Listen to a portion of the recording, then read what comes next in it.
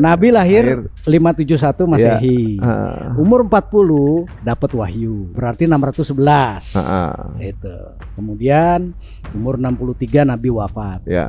Itu tahun 632. Ya. Nah, artinya ini memang ada di masa kegelapannya Eropa.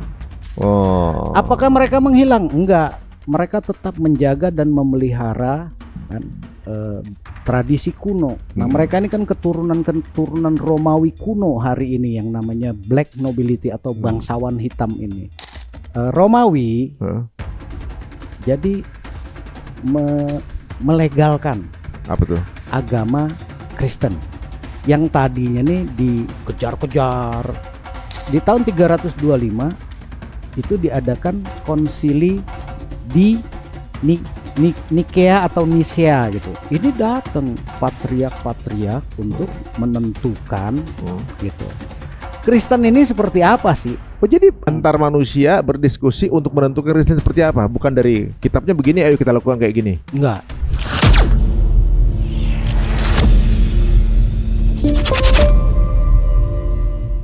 Ini udah diramalkan oleh Nabi Daniel gitu.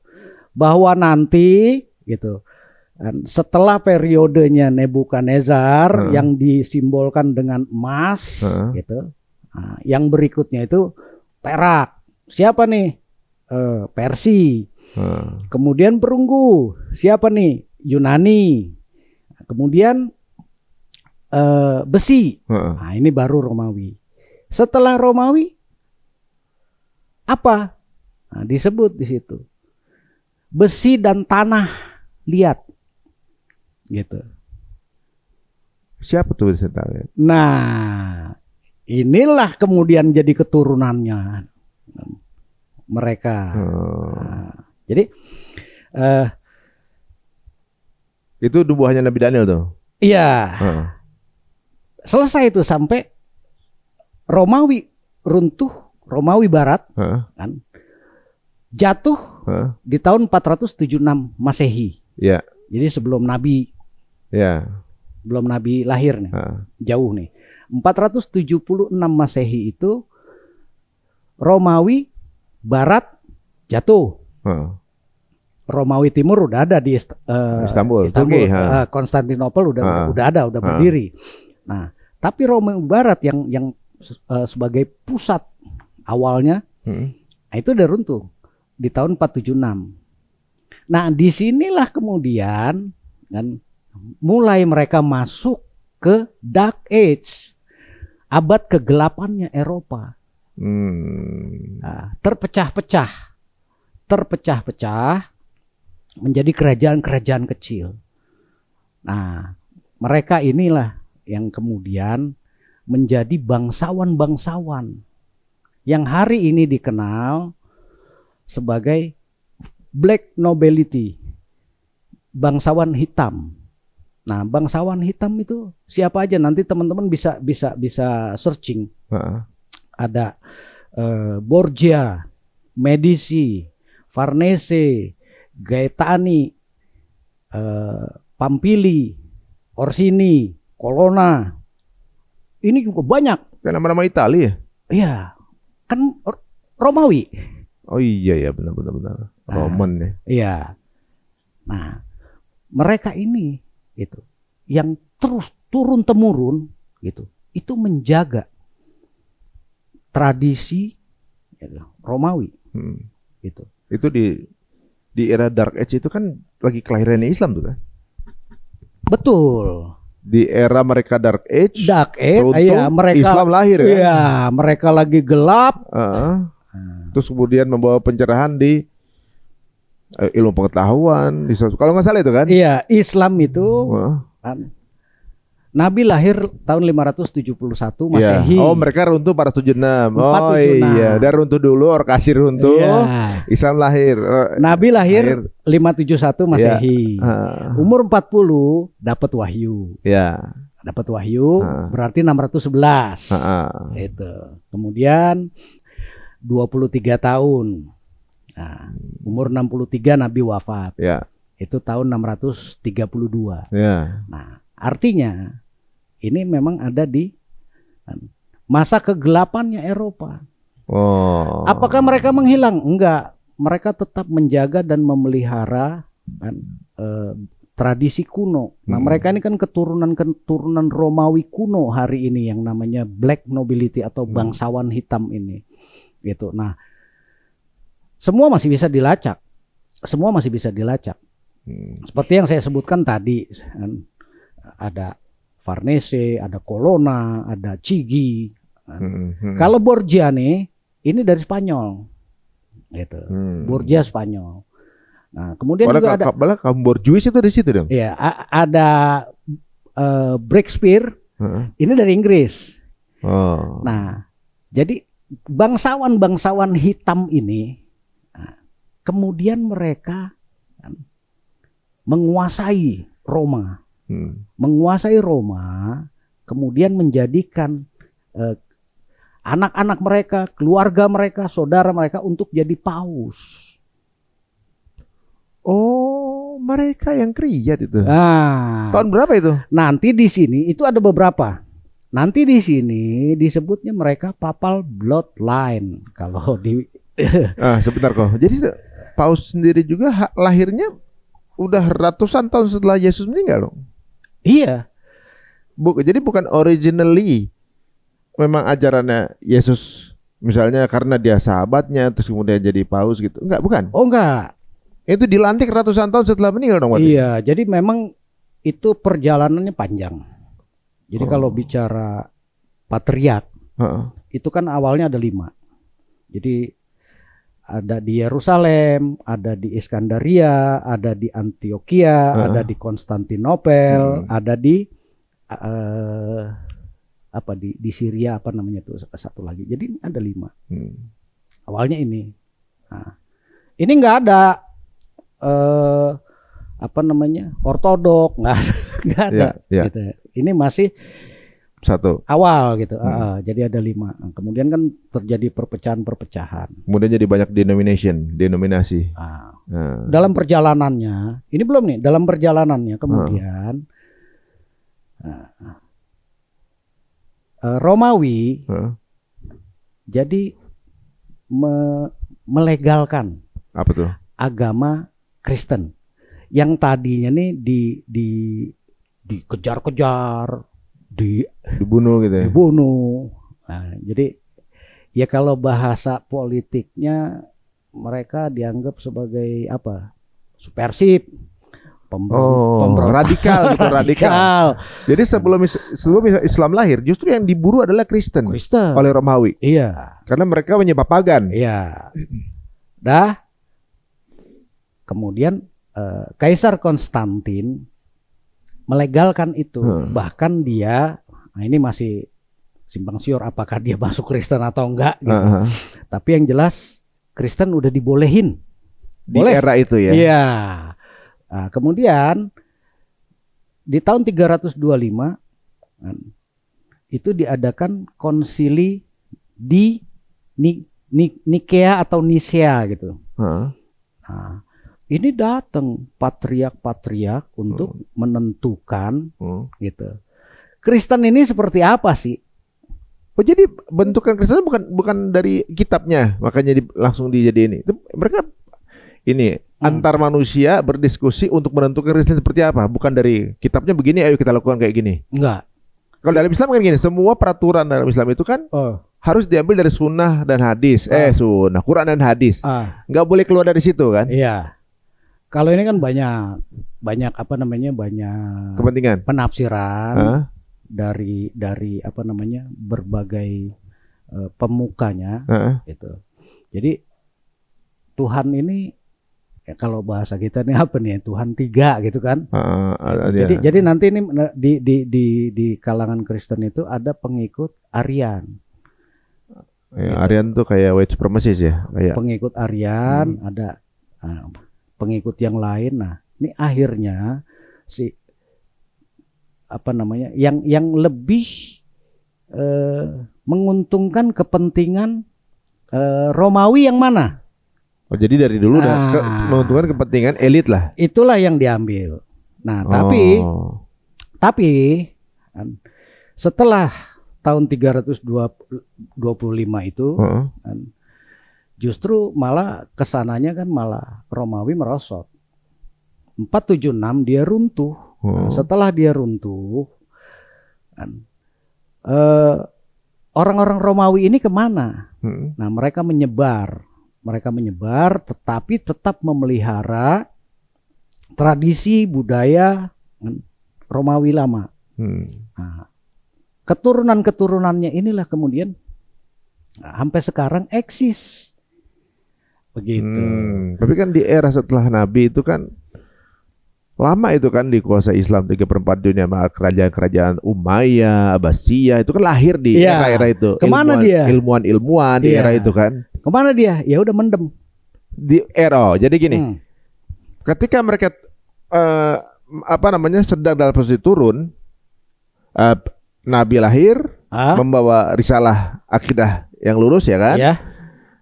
Itu kemudian dari sahabatnya para kerajaan-kerajaan berikutnya itu berkuasa di dunia 1300 tahun. Iya. Merekanya mendem di dalam, di bawah. Jadi gini,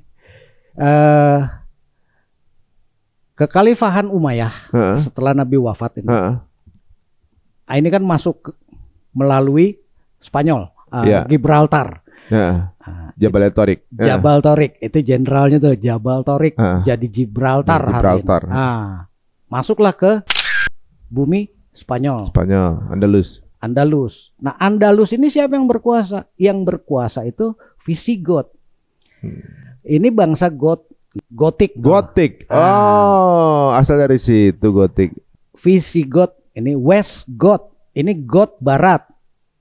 Gitu. Semenanjung Iberia. Ini Goth Barat. Jadi ada Visigoth, ada Ostrogoth.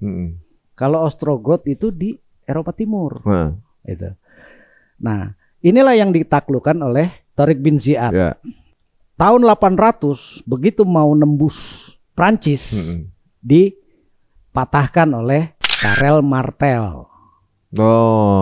Itu apa namanya? Pucuk idolanya itu white supremacist tuh, Martel. Ya kan? Senjatanya martil. Iya. Martel tuh martil. Oh ya Allah. Karel Martel. Nah, itu kakeknya Charlemagne. Charlemagne inilah yang kemudian jadi Kaisar Holy Roman Empire. Jadi beda nih. Roman Empire dengan Holy Roman beda ya? Udah beda. Jadi kalau Holy Roman Empire ini hampir di Eropa itu hampir nggak ada yang mau jadi kaisar. Kenapa? Ya kayak kaisar-kaisaran gitu, bukan kaisar Romawi soalnya. Nah, ini yang lebih gereja. Kekuasaannya lebih dominan itu gereja. Gitu. Jadi mereka hanya sebagai pemersatu, simbol aja. Simbol pemersatu kerajaan-kerajaan yang banyak di Eropa. Sama kayak Indonesia juga banyak raja-raja itu kan. Banyak. Tapi sekarang udah nggak diakuin, maksudnya nggak dianggap lah. Jadi setiap tahun ada pertemuan para raja di Indonesia. Ya tapi kayak bukan raja. Iya. Kayak reuni. Reuni. Jadi seperti itu. Jadi kekuasaan yang enggak real gitu. Nah, jadi mereka ya kerajaan boleh dibilang mereka dalam keadaan bangkrut. Iya. Jadi nggak ada kekuasaan yang real, hanya bertahan. Nah, sementara Islam itu kan lagi naik tuh. Nah, jadi tahun 800 mau masuk Prancis dicegat. Terjadilah perang di situ dengan Karel Martel. Nah, kemudian dari sisi yang sebelah kanan lah anggap. Nah, ini mau naik ke atas, kan? Makanya kayak Azerbaijan mau naik ke atas nih ke Eropa sebelah timur. Nah, itu dipatahkan terus. Akhirnya Islam nggak bisa masuk ke Eropa secara utuh itu. Nah, dia malah ke timur kan. Persia dikuasain, India dikuasain kan, sampai ke Indonesia. Jadi ekspansinya ke timur. Ya, ya. Nah, jadi di barat sini ditahan sama kerajaan-kerajaan kecil. Oh. Nah, siapa mereka? Nah, mereka ini keturunan-keturunan gitu. Jadi gini, orang-orang Babilonia setelah jatuh Babilonia, orang-orangnya kemana? Eropa. Mereka berbaur, berasimilasi dengan yang penguasa baru. Nah, penguasa baru siapa? Persia. Nah, kemudian ketika Persia jatuh, orang-orangnya kemana? Nah, mereka akhirnya terjadi asimilasi, kemudian pertukaran budaya, tradisi. Nah, apa nih yang dominan? Tergantung kekuasaan seberapa tinggi pada gitu. Nah, Namrud ini kan Nebukadnezar ini kan kekuasaannya memang besar gitu kan. Sampai keluar dari negerinya. Dia nguasain Yerusalem gitu kan, dia kuasain semua. Nah, Persia juga begitu, tapi Persia lebih lunak daripada Babylon gitu. Jadi orang-orang Yerusalem yang dibawa ke Babylon itu dikembalikan lagi oleh Persia ke Yerusalem. Ke Yerusalem lagi. Iya. Nah, kemudian datang Alexander the Great. Alexander the Great juga menguasai Persia, menguasai Mesir. Nah, makanya berdiri Alexandria, itu kan diambil dari Alexander nama the Great. Oh, masuk dia. Nah, kemudian Romawi yang menggantikan Yunani. Nah, setelah Romawi jatuh di tahun 476, kemana nih orang-orang ini? Nah, mereka kan bercokol di Eropa, di negara-negara Eropa. Ketika Islam mau masuk ke sana, mereka cegah. Mulai kebaca guys, kenapa ada namanya Uni Eropa? Kenapa kebijakan-kebijakan dunia itu adalah hanya di Amerika dan Uni Eropa, yaitu NATO? Berarti sebenarnya adalah kumpulan para keturunan itu. Oh, semua itu mereka semua terkait. Semua terkait. Nah, nanti Mas Ari bisa cari. Jadi simbol-simbol. Mereka kan mainnya simbol nih. Simbol, kita main simbol. Simbol-simbol, mereka simbol piramid, simbol mata satu, simbol. Jadi selalu simbol-simbol. Itu kode kalau mereka tuh adalah teman gitu. Ya, jadi itu bahasa simbol, bahasa yang hanya diketahui oleh mereka antar mereka. Sekarang baru terbuka nih guys, satu persatu. Iya, makanya kan banyak selebritis barat sana itu kan suka begini, suka. Biasanya begitu sukses. Iya. Karena langsung algoritmanya dibantu, pembiayaan dibantu. Suka matanya ditutup. Hampir semua selebritis yang sukses barat ada foto begini. Kalau selebritis Asia atau dari timur ke barat, juga dia akan ditemukan fotonya begini. Padahal ada salah satu artis yang dengan simbol yang sama, dia punya lagu Umbrella.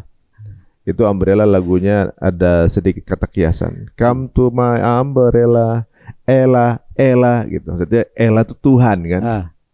Penyembahan. Iya. Jadi masuk ke dalam sistem penyembahanku. Sangat banyak kalau lagu-lagu, liriknya itu banyak. Lagu-lagu barat ya, itu banyak sekali yang mengarahnya ke sana.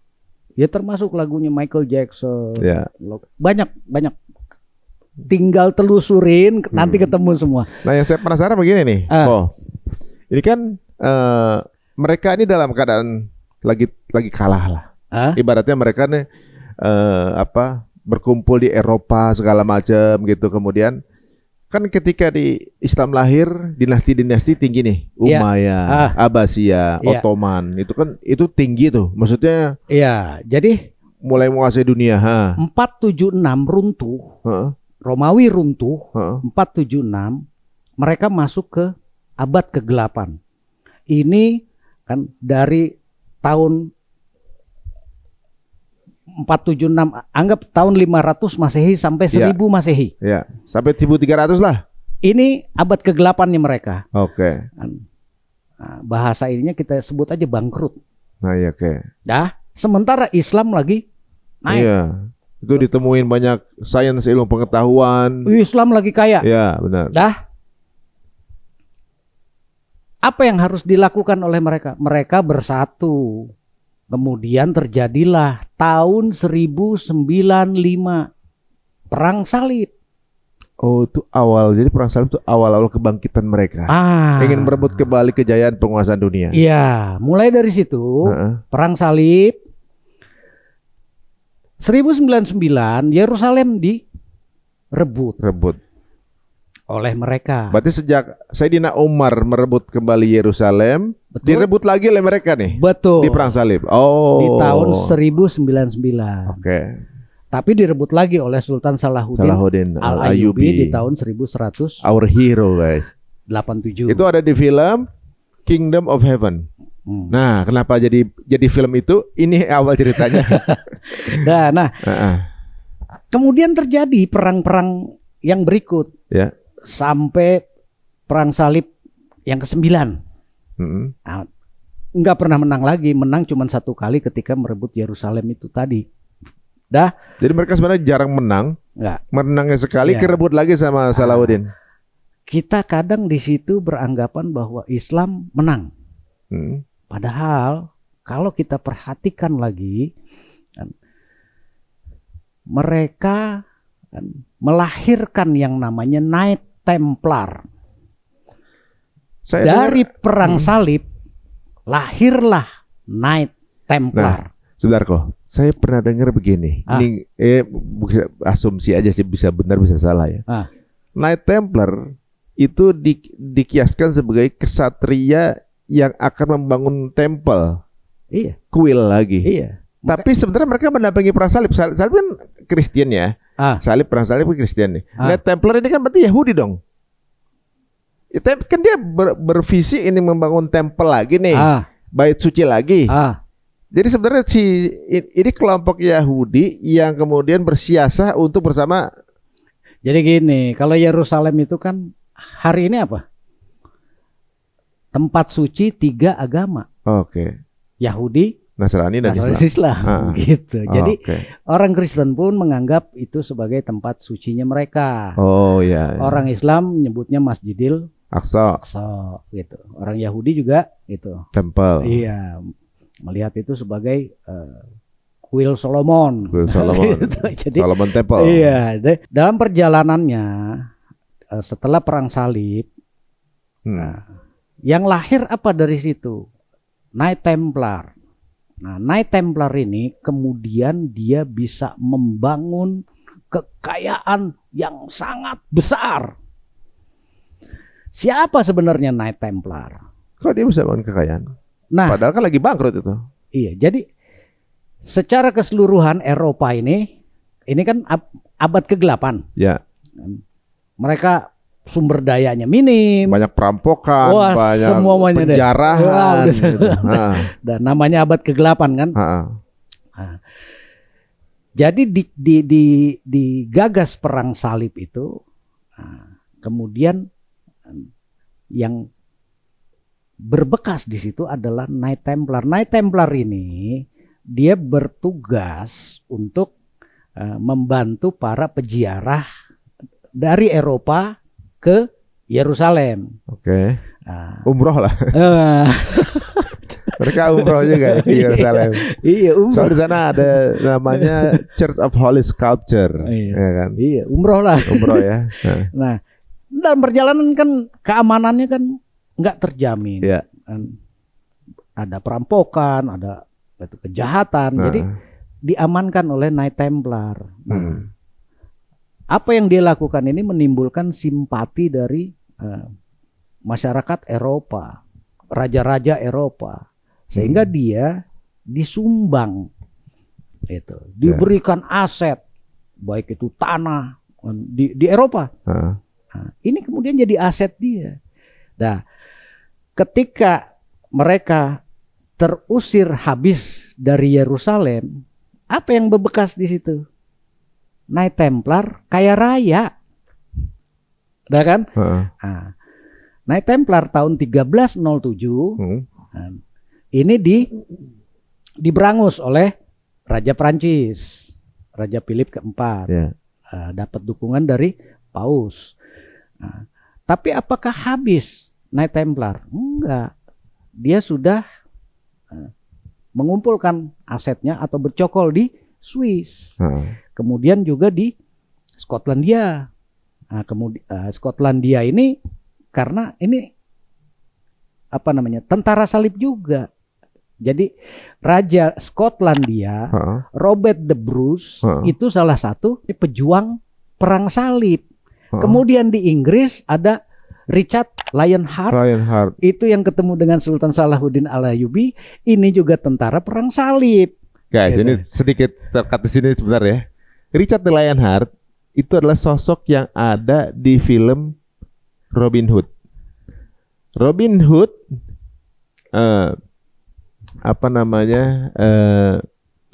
itu adalah sebenarnya kisah di Inggris. Hood-nya sih sebenarnya itu adalah penyebut untuk Salahuddin. Jadi dibikin menjadi komik Robin Hood. Nah, di situ digambarkan Robin Hood itu pasukannya Muslim semua, sholat gitu. Kecuali Robin Hood-nya. Iya. Yang pencuri, kemudian dikasih ke orang miskin. Gitu bikin gitu di kisahnya itu kan. Film Godfather. Siapa bos mafia namanya? Siapa namanya? Ingat nggak? Marlon Brando. Marlon Brando. Namanya siapa di film? Siapa? Don Corleone. Don Corleone. Tahu apa artinya Corleone? Apa tuh? Lionheart. Richard the Lionheart, Don Corleone. Apakah ini sama dengan simbol lion? Simbol lion yang milik dari Babylon. Dari Babylon itu kan logo kekuasaannya lion. Di Mesir burung. Ada urutannya gitu. Oh, itu pasti nanti kalau nanti kita bahas ya. Telusurin ketemu semua. Oke. Gitu. Tadi sampai Richard the Lionheart tadi. Jadi gini, kalau tadi Babylon itu digambarkan kepala kan, dari nubuatannya Nabi Daniel itu. Satu tubuh ini kepalanya itu Babylon itu disimbolkan juga dengan emas. Tapi ini kepala. Kemudian dadanya ini perak. Ini disimbolkan dengan binatangnya beruang. Kalau kepala ini disimbolkan emas, binatangnya singa. Gitu. Nah kemudian perut ke bawah ini itu Yunani, disimbolkannya perunggu. Simbol binatangnya macan tutul. Ini ada di kitab Injil. Ada di Injil. Kemudian Romawi disimbolkan dengan naga. Romawi naga ya. Iya. Kenapa jadi naga larinya ke Cina juga naga ya? Nah, nanti kita bahas sendiri tentang dragon. Jadi ini kemana-mana nih guys. Ini nggak akan habis 10 tahun nggak habis. Itu jadi ngeser tuh deh. Wah. Ini nggak habis. Banyak sekali, panjang.